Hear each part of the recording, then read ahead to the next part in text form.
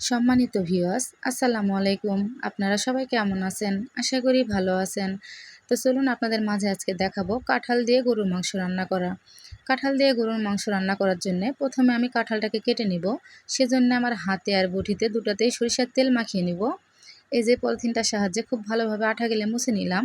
এখন আমি খুব ভালো করে কেটে নিব। এভাবে করে যদি আপনারা কাঁঠালটা কাটেন তাহলে না আপনার হাতে না আপনার বটিতে কোনোটাতেই আঠা ভরবে না।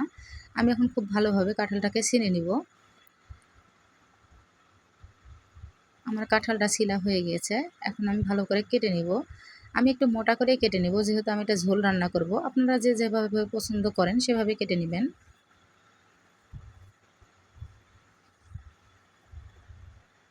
এভাবে করে আমি সবগুলা কাঁঠাল কেটে নিব।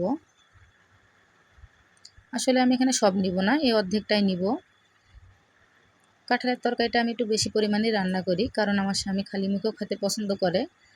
এই যে আমি এখন এই কাঁঠালের বিচি আর বিচির সাথে যে পাতলা আবরণটা থাকে এটা খুব ভালোভাবে বেছে ফেলে দিব, কারণ এটা ঝুলে গেলে ভেসে থাকে। সেজন্য খুব ভালোভাবে পরিষ্কার করে নিয়ে এখন চলে যাব আমি চুলায়। চুলাতে আমি একটা পাতিলের মধ্যে কাঁঠাল, একটু পানি, একটু হলুদ আর একটু লবণ দিয়ে ভাপ দিয়ে নিব। সেজন্য বসিয়ে দিছি, ওইদিকে ভাত বসাই দিছি। এদিকে এসে ছোট্ট একটা পাতিলে পানি বসাই দিয়েছি। আমরা যে বাসায় থাকি সেই বাসার যে ভাই আক্কেলপুরে থাকে, সেই ভাই আসছে সকালে, আজকে তাকে নাস্তা বানাই দেওয়া লাগবে, সেজন্য আমি রুটি বানাই দিব। এই যে আমি একটা পাতিলে তেল দিয়ে দিয়েছি। এখন দিয়ে দেবো পেঁয়াজ। পেঁয়াজটা লাল লাল হতে থাক, আমি এদিকে রুটিটা ভেজে নেব। এখানে দিয়ে দিব তেজপাতা আর দুটা দালচিনি। এখানে আমি আলু সিদ্ধ দিয়ে যেহেতু কাঁঠালটা রান্না করব, সেজন্য আমি ফল আর দারচিনিটা দিলাম। এরকম লাল লাল হয়ে আসলে এখন আমি মশলাগুলো দিয়ে দিব। প্রথমে দিয়ে দিলাম লবণ, এরপরে দিয়ে দেব গুঁড়া ঝাল,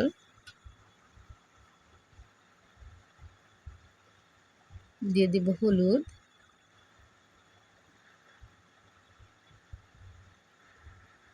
এখন দিয়ে দেব মশলা বাটা। এখানে আদা রসুন জিরা তিনটা একটে করে বাটা আছে, আমি সেটাই দিয়ে দিচ্ছি।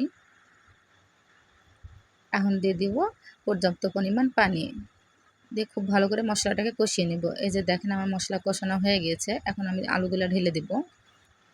আলুটাকে একটু কষিয়ে নিয়ে নাড়াচাড়া দিয়ে ভালো করে একটু কষিয়ে নিয়ে এখন আমি এই পর্যায়ে দিয়ে দিব কাঁঠাল।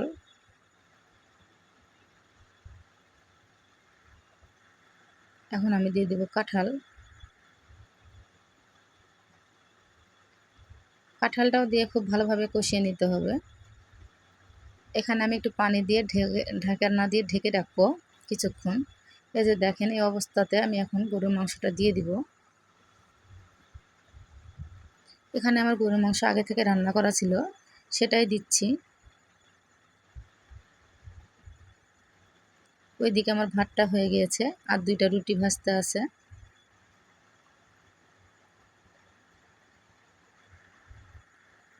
এই যে দেখেন এখন আমি খুব ভালো করে নাড়াচাড়া দিয়ে পর্যাপ্ত পরিমাণ পানি দিয়ে ঢাকনা দিয়ে ঢেকে দিব।